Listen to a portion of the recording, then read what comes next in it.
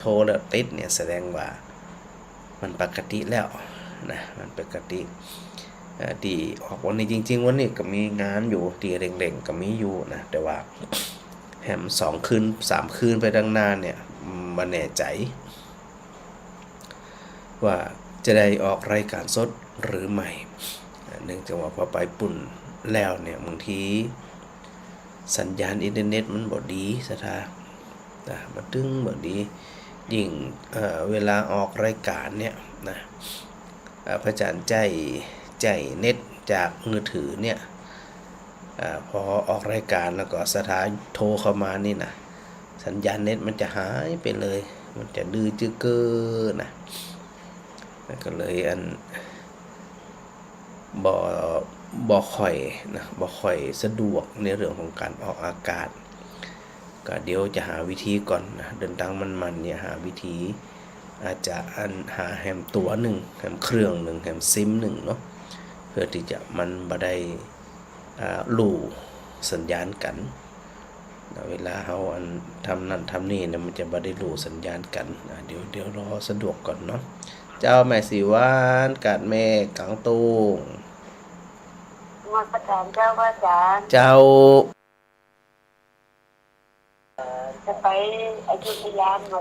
เจ้าอันผูกเจ้าผูกออกมาเจ้าเลยพระอาจารย์เดินทางปลอดภัยด้วยเจ้าเด้อขอบคุณจัดลักจัดเดียวกันได้กันหลายวันแล้วเนาะเจ้าเดี๋ยวเข้าไปแล้วก็เดี๋ยวดูก่อนถ้ามันสัญญาณบ่ดีแท้ๆก็บ่ได้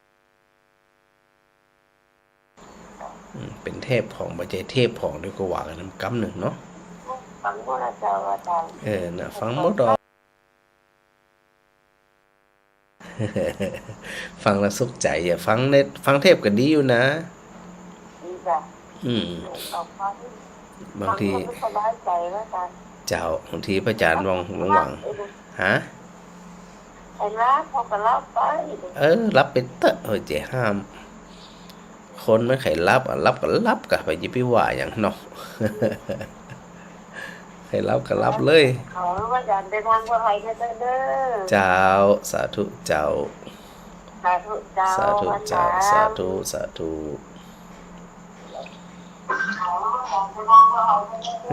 เปิดอยู่ดังเนอะแม่สีกุล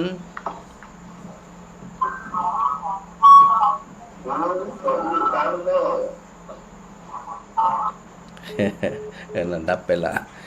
แม่มารีโทรไลน์มามันขึ้นที่จอมันต้องมันขึ้นที่มือถือเพ่ไหมมันขึ้นที่จอมันทับบันไดคนสารปีเจ้านมัสการเจ้าวันนี้เจ้าไปบ้านเหนือมาเจ้ากะไปแล้วปะมาเปิด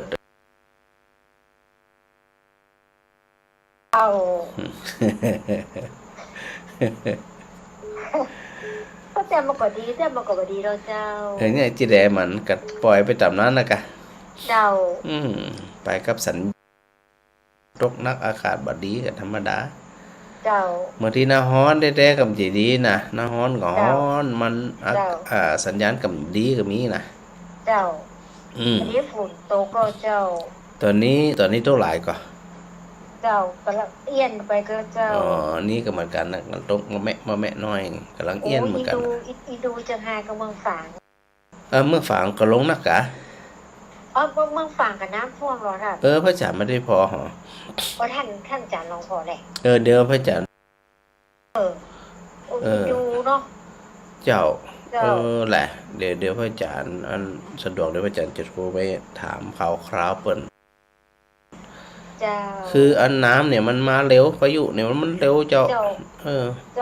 มันถ้ามันจะโตมันก็โตกว่าเดียวถ้ามันโตมันก็บ่โตกว่าเจ้าพอเรามันโตพอก็แห้ง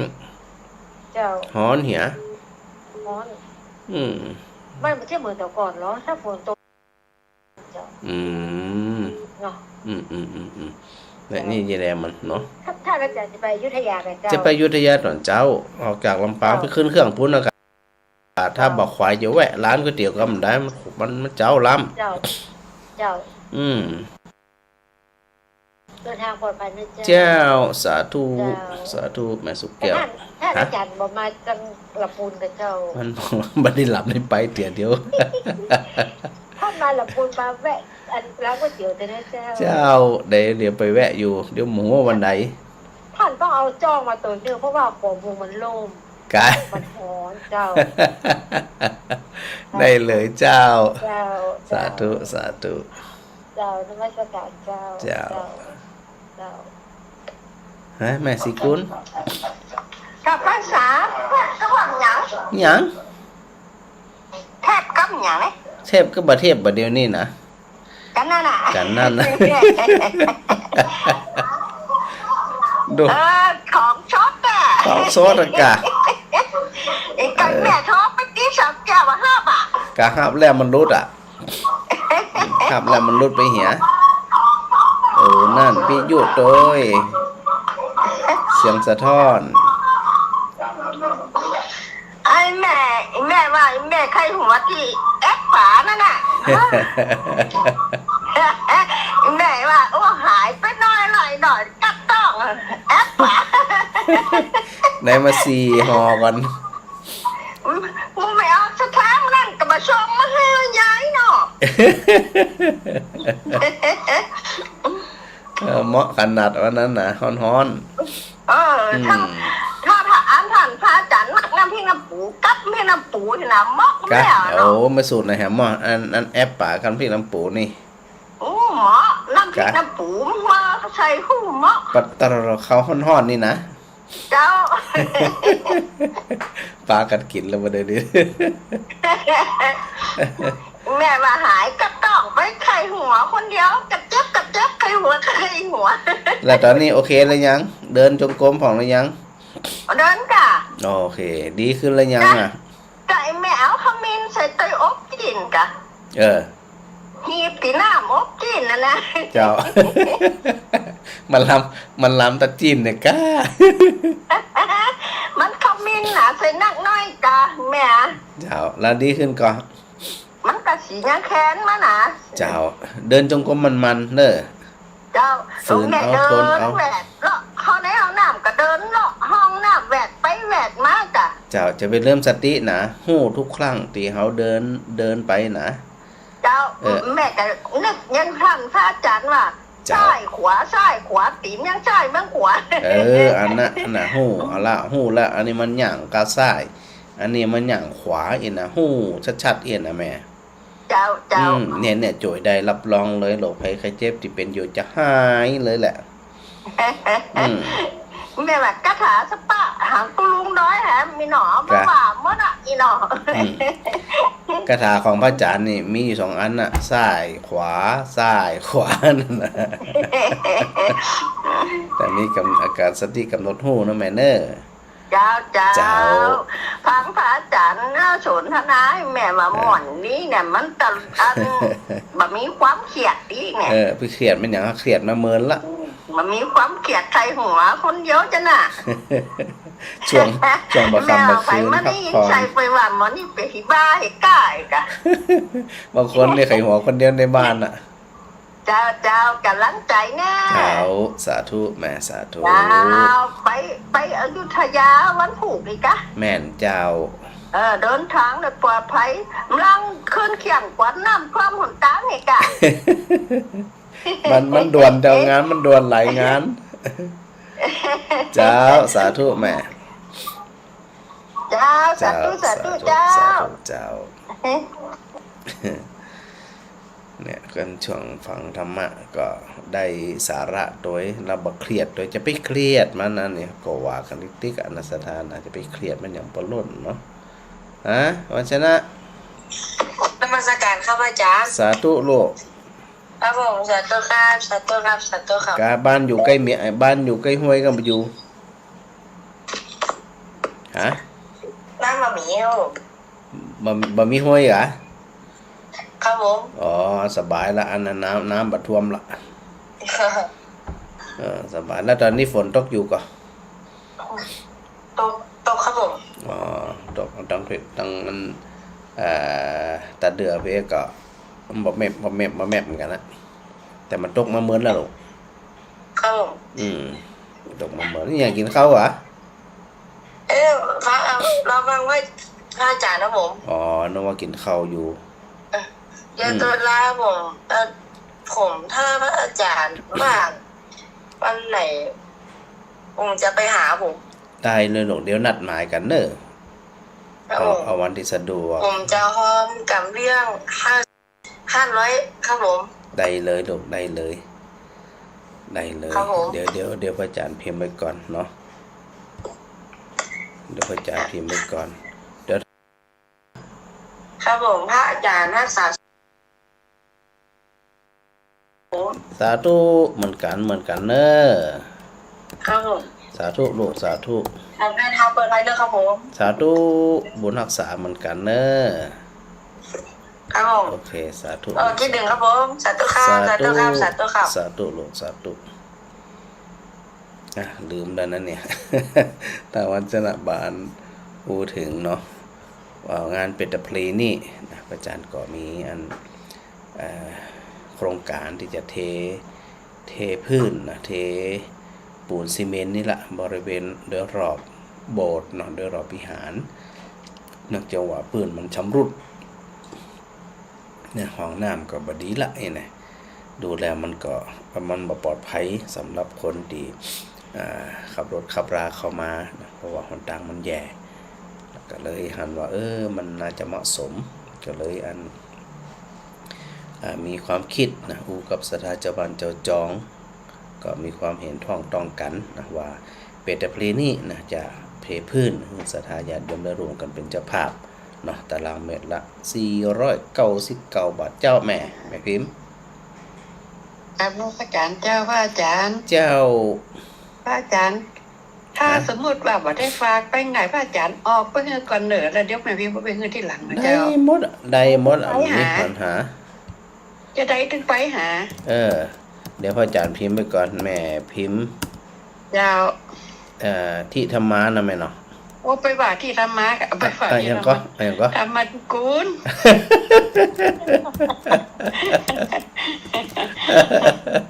ไปเปลี่ยนนามสกุลกันเนี่ยจะได้หรอ แล้วพ่ออาจารย์ไปเอาน้ำสุคนนี้ในมาบ่ได้ดิ โอ้ย ธรรมนุกูล แม่พิมพรนะมาดูใส่ย่อยหน่อยกันพิมพรดำที่กุล โอเคธรรมทิกุลกะ เจ้าธรรมะทิกุล โอเคธรรมทิกุลเนาะ เจ้า แม่พิมพรนี่ เจ้าจะได้ถึงจะเข้าไปหาเจ้า เจ้ามาเลยช่วง เจ้า สะดวก สา ให้ ธุ แม่ เจ้า เนอะ ว่าอาจารย์เจ้า เจ้าแม่ แม่ว่านะแม่ว่าฟังเทปตีบ่เก่าตอนที่เก่าๆนั่นน่ะมันกระทวนความหลังเฮาเนาะ เจ้า มันก็ได้ดีน่ะเจ้า แม่น มันก็มาทวนเฮา ถูกต้อง ก็มันก็มาเฮาเฮาหูหมดหูมาแหม เจ้ามันเป็นการเตือนความจำเฮาตัว เจ้า เฮาจะจำตัวอย่างตัวเนาะแม่เนาะ เจ้าสาธุเจ้า สาธุเนอะ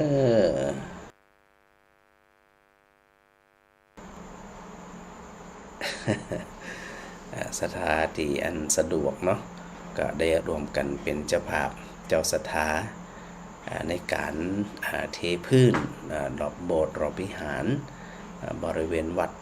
อุทุมพรปัจจิกว้างสถาในวัดเนี่ยมี2 ไร่เนาะมากว้างมันก็เลยปอใหญ่เนี่ยนะก็เลยระดมทุนกันเนาะเพื่อสถาคนใดที่มีความพร้อมบางคนเพิ่นก็เอา1 ตารางเมตรบางคนก็2 ตารางเมตรบางคนก็4 ตารางเมตรนะมีหลายคนได้แจ้งมาเอา3 ตารางเมตร4 ตารางเมตร5 ตารางเมตรนี่นะเดี๋ยวพอถึงจังหวะถึงความพร้อมนะหลายคนหลายท่านที่เป็นต้องการที่จะทำบุญเนาะเนื่องจากว่าเวลาเขาทำสิ่งทั้งหลายเราในเทปื้นเนี่ยนะมันมีความมันคงแข็งแกร่งเวลาเขานึกถึงอานิสงส์การทำบุญหมู่เนี่ยนะมันก็จะส่งผลฐานของชีวิตนะฐานของครอบครัวของเขาเนี่ยมีความสุขตัวแล้วก็มั่นคงตัวบ่คลอนแคลนนะสถานเนาะแม่ละโอนสังกำแพง นี่สาเจ้า เจ้า ร้อยสีชัดเจนดีนะเจ้า โอ้หายจัดเหมือน กันนะกันเราฟังเลยได้ฟังวันนี้อ่ะ ก้าวไผหายบ่ฮู้เหรอตัวเจ้าหายก็สถาหายไปเลยนี่ตัวเจ้าหายอี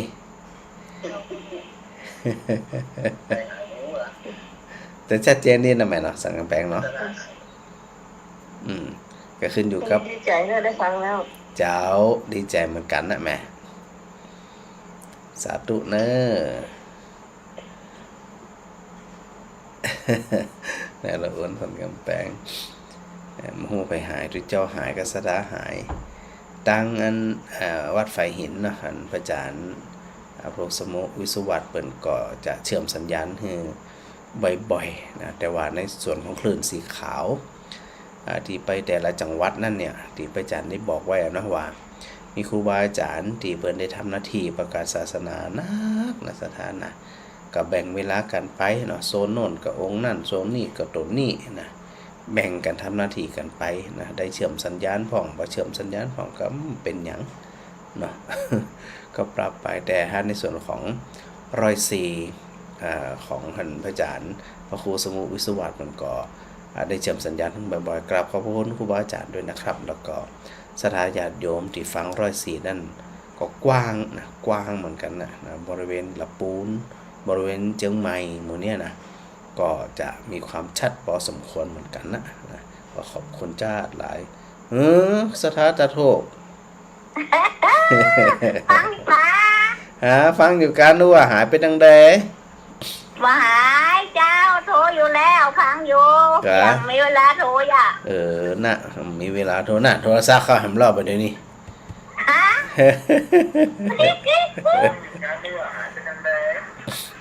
ฟังอยู่ เจ้าสถาแถวนี้ก็ฟังหลายแถวตะโถกนาป้อเหนือนาป้อใต้นี่ก็จะนักเจ้าถ้าถูกนี่ถ้าจะมีกับแม่จะเอี้ยล่ะมีกาเจ้ามีหลายอยู่มีไหมแม่น้ำกะแม่ค้ำกับแม่น้ำหลายอยู่เจ้าคำชูสีแหละบ้านแน่ใจ แต่มีอยู่คำชูสีได้หรอกะเนี่ยมันจืดก่อนมันจืดดำอย่ามาเปลี่ยนเอาจืดตะโถกเว้ยเปิดฟังอันหลายคนอยู่เจ้าแถวนั้นนะมาแพะน้องแดงก็จัดหลายแม่ฟังกับแม่เรียกแม่บอกอันฟังกับแม่บะโทมได้เจ้าเอาสะดวกว่าสะดวกกับโทรบ่สะดวกกับบ่เป็นหยังเด้อผู้เดินทางกะเจ้าผู้เดินทางปลอดภัยเด้อเครื่องเดินเงินรถแต่ไม่เจ้าสาธุด้วยเด้อสบายบินไปบุ่มน้ำมาได้ท่วมหรอน้ำบ่ท่วมเตี่ยน้ำบ่ท่วมแจ่พี่ฝั่งท่วมตอนพระจันทร์ไปเจแล้วเป็นกำลังใจเด้อสาธุแม่เจ้าสาธุเจ้าใครหอดีแตะไม่น้อยนี่นะเมื่ออู้ถึงเรื่องน้ำท่วมนะสถานนะก็นึกถึงพระดำรัสของพระพุทธเจ้านะที่พระองค์ได้กล่าวตรัสเตือนนะหมู่เฮาท่านทั้งหลายเนี่ยก็ค่อนข้างที่จะนำมาประพฤติปฏิบัติได้นะสถานนะเข้าใจดียังดีว่าเวลาเขาฟังแล้วนะว่ามันเป็นที่อีรู้มันเป็นอีรู้อีไหนอันนี้น่าสนใจเนาะสถานนะเดี๋ยวรับสายก่อนแม่ขจรเจ้าสวัสดีเจ้าสาธุเจ้าบ้านตาเดียวมันจะตันเนี่ยก่อนตานเป็ดตะพลีแล้วก็อันสถาได้รวมกันนั้นเทปื้นเจ้าบักใช่ไม่เห็นตานที่ไหนเทตะพลีนะกะแต่เราที่ว่าต้นแต่ต้นค้าไว้นั่นแหละต้นค้าที่ไหนปั๊มน้ำมันวัดบันหัววังให้แม่ว่าเขาแม่คนเดียวไปตานแม่คนว่าจะไปวัดตาเดียเพิ่นอาจจะเตรียมไว้ก้าแต่เพิ่นบ่ได้แจ้งพระอาจารย์เป็นหยังดีล่ะเจ้าบ่ได้แจ้งเจ้าเพราะศรัทธาหลายคนหลายท่านเพิ่นก็เตรียมพร้อมคล้ายๆจะแปจะกฐินเนี่ยยังอยู่เจ้ากฐินปุ่นวันที่10ปุ่นน่ะบ่ได้ไปพุ่นน่ะเจ้าเพราะว่าหลายบ้านหลายเจ้าหลายบ้านหลายครอบครัวเปิดเตรียมพร้อมละในการทำบุญนี่นะ ก็ไปหันไปการมั่วกับไปซื้อวิทยุวันนี้เขียงกับเปิดปดีนะ กะเป็นหยัง เปิดแล้วมันนั่งโซแล้วมันแบบอย่างแบบชัด อ๋อ ได้ ก็ ไปคืนตรงนั้นว่าเปลี่ยนแล้ว ไปซื้อมาใหม่กะ ใช่ว่าไม่อ่ะ เขามีส้มปล่อยฮดกะอันน่ะ ไปหาหมอแล้วก็เจ๊ผมแล้วก็ไปหาหมอแหวะไปซื้อ ไปซื้อร้านไหน ร้านมันตัวแรกหมอฮันซัดกันนะ อ๋อซื้อทางชัดพุ่นกะ ซัด อ๋อ ก็ถูกว่าจะเอาไปให้คนพอไปเปลี่ยนตาม ลองพอกะ มันดีเนาะ มันดังจงอีเลยเนี่ยบอกร้านเนี่ย มันอะไรนะมันนั่งโซมาได้แล้วก็มันมีเสียงมันมีอย่าง ซื้อใหม่มากระได้เนาะทานใหม่ด้วยอย่า ทานทำไมก็จะให้หมดอ่ะ ดูแล้วก็อันเขาเดี๋ยวได้ขึ้นมาเปิดบนด้วยนะ เจ้ามันมีเสาอากาศก็ ถ้าว่าเปิดบนดีเขาก็จะเอาอย่างนี่ลงหลุมนี่เนาะ เอาอย่างนั้นไว้บนเขามาเปิดในกันได้ กะ อันนี้ต้องไปเปลี่ยนใหม่ของมันเดียวน้อยได้หมดเนาะ ได้ไปบอกเปิดเพราะเพิ่งซื้อมา น่าจะคนรู้จักกันได้ไหม เจ้าส่วนมากเปิดกะอันเปลี่ยนถึงอยู่แล้วถ้ามันบ่ชัดบ่อย่างนั้นแล้วก็ตอนที่อยู่ นั่งกับ ตอนที่อยู่ โซอย่างเชียงตีเสียไปหันเลย แต่ตอนที่อยู่ในร้านเช็คก่อน ก็ได้เช็ค เออ เลข วันผูกเช็คกำเนอะ แล้วแกมันน่ะมันเช็คก็พอละมันกำดีน่ะ อ๋อ มันวางมีสัญญาณนี่ไงแล้วเอาอย่างนี้ไปการเลยก็ก็ไม่ได้เปิดพอจะกำอ่ะ เจ้าจะได้ก็ลองเช็คพอนะแม่นะ แต่นั่นก็ แล้วก็ลองพอ มันให้ฝนตกได้ไปหน่อย หลายบ้านเป็นกระชัดดีนะ กระจาย ดีละสาธุด้วยเนอะเจ้าสาธุเจ้า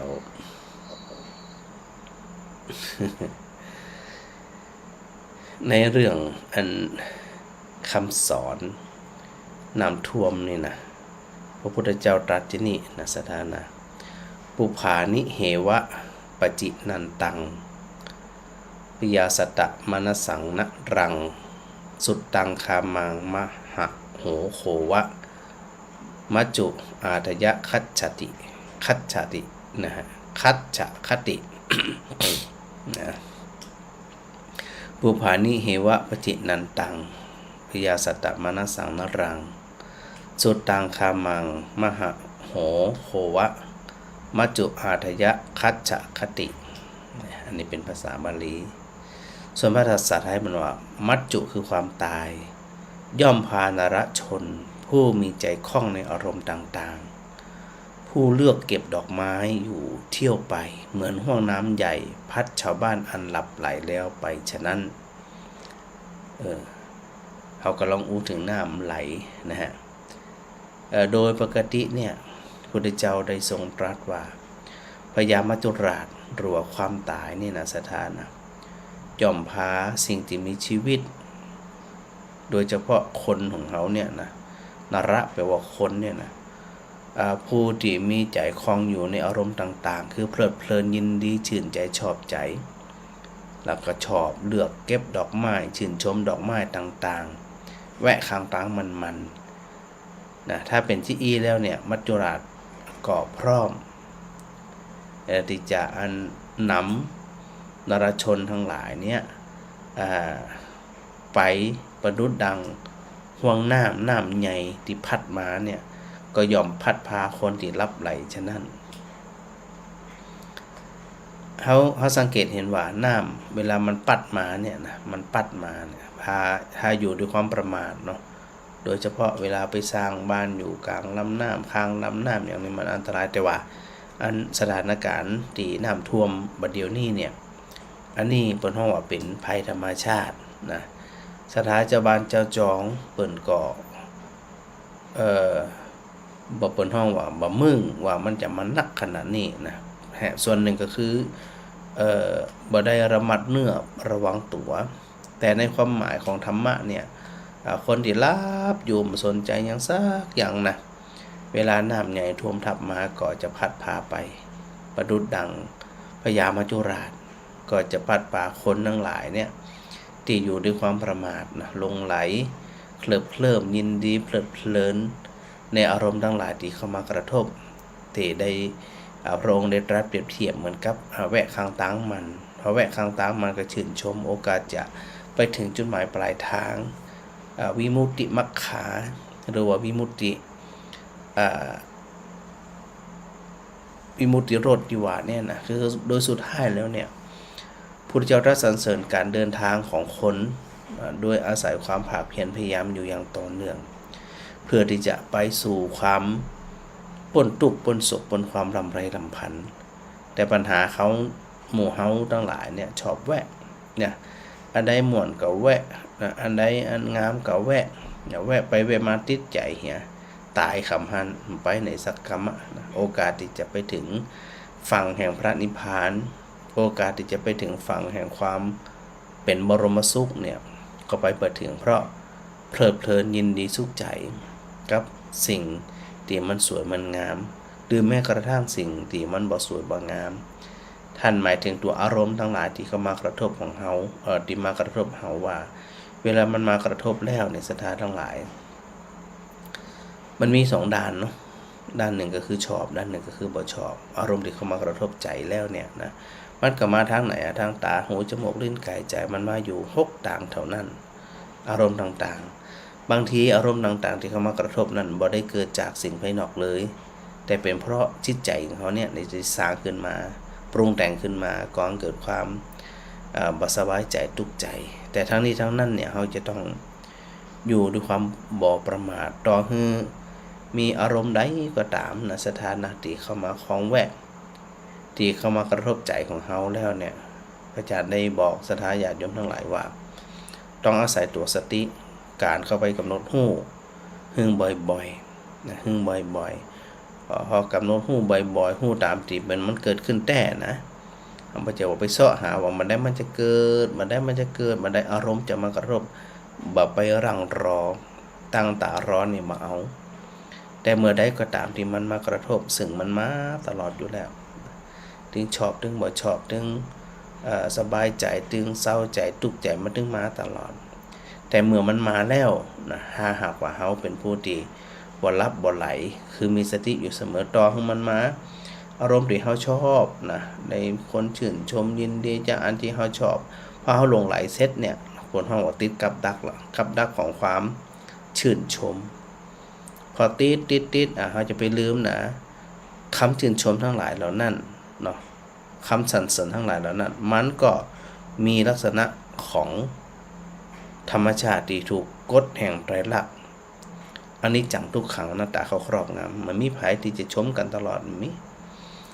สรรเสริญกันตลอดบ่มีแต่บางทีถ้าเขาไปติดกับดักเขาชื่นชอบเขาก็จมละพอเขาจมแล้วมันบ่ฟื้นละทีนี้นะพอไผบ่ชมบ่ชื่นบ่ชมบ่บอกบ่กล่าวบ่นั่นบ่นี่เริ่มงุดงิดใจนะเริ่มงุดงิดใจบ่สบายใจแต่ความเป็นจริงมันบ่เกี่ยวกันเลยมันบ่เกี่ยวตัดที่ว่าถ้าหากว่าเฮาตั้งสภาพจิตใจของเฮานี่คือมันคงแข็งแกร่งเที่ยงตรงนี่นะต่อให้มีอารมณ์ไหนก็ตามเข้ามากระทบก็นิ่งๆเฉยๆบ่ใช่ว่าฮู้แบบคนที่มีสติสัมปชัญญะแล้วก็ฮู้มีปัญญาประกอบหรือประกอบไปด้วยปัญญาก็จะบ่หลงไหลฟุ้งเฟ้อชมก็เท่านั้นนินทาก็เท่านั้นด่าก็เท่านั้นเพราะสภาพมันเต่าเดียวกันที่พระองค์ตรัสว่าเต่าที่มันเต่ากันเพราะมันเกิดแล้วมันดับไปเนี่ยเวลาเฮานึกจิเอียหันจิเอียอย่างแนะนำแม่สิกุลเนี่ยนะในเบื้องแรกเวลาเฮาใส่สติเนี่ยก็เกิดสมาธิได้ก็ออกกำลังกายตัวนะฮะเดินบ่อยก็กำเฮาเพียงแค่ว่าเอาสติเข้าไปกำกับหู้อยู่เสมอว่าขณะนี้เนี่ยให้ที่เฮาก้าวเท้าเนี่ยก้าวเท้าซ้าย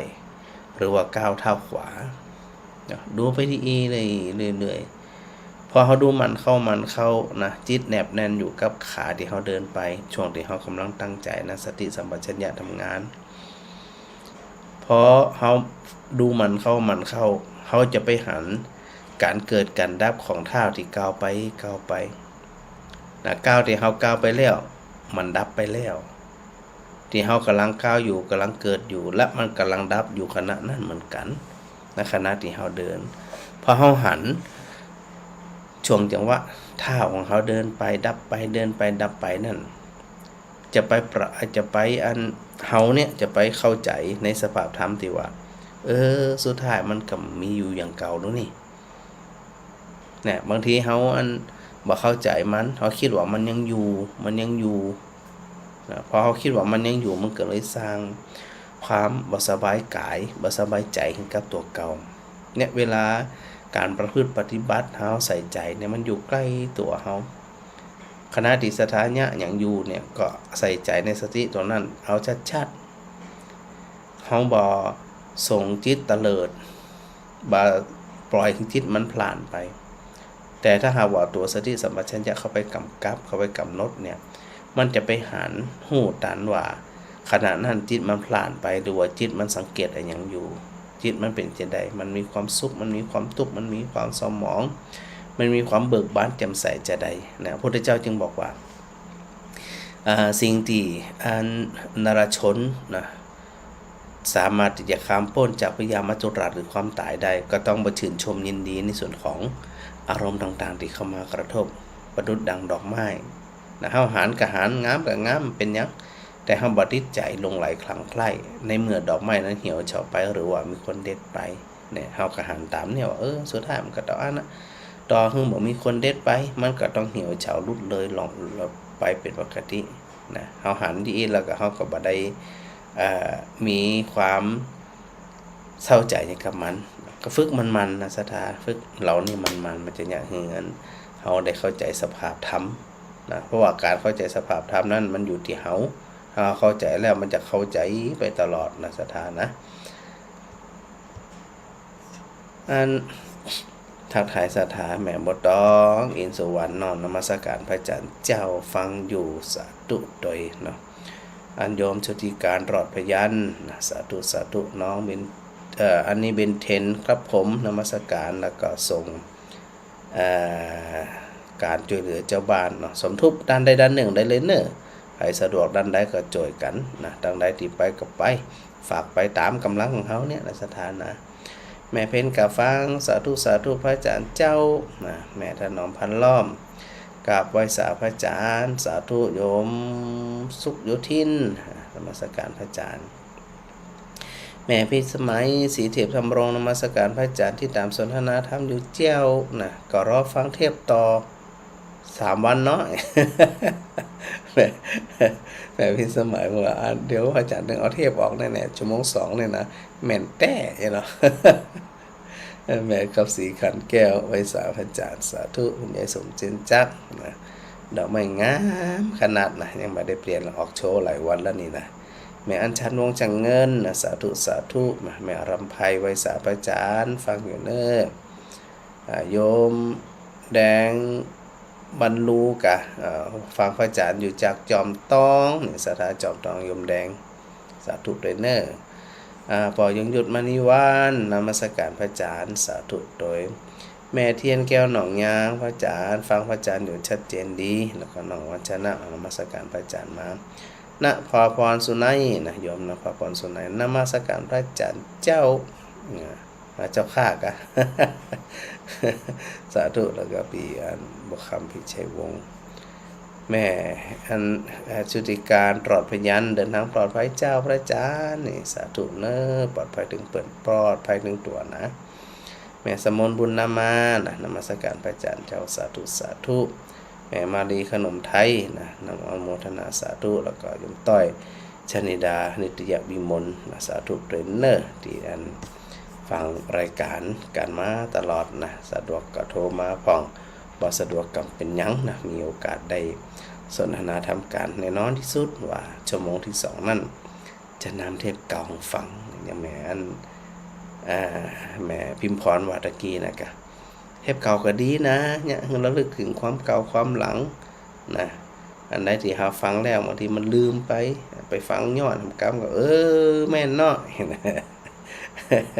ขอสลับไปทีจะไปเครียดนะจะไปเครียดจะไปกังวลมันจังมันเป็นอย่างกระจังหัวมันนะสถานนะรับถึงข้าวรับกันรับนะถึงข้าวกินก็กินถึงข้าวพักก็พักสบายใจจะตายเนาะอาจจะได้ก็เดี๋ยว มีโอกาสก่อยปะก่อยพบกันแหมครั้งหนึ่งนะเดี๋ยวชั่วโมงที่2นั่นอาจารย์ก็จะนำเทปแห่งสดาญาติโยมทั้งหลายนั้นได้ฟังกันต่อนะก็โมทนาสาธุแล้วก็ที่ลืมมาได้กราบขอบพระคุณครูบาอาจารย์ทุกรูปนะครับผม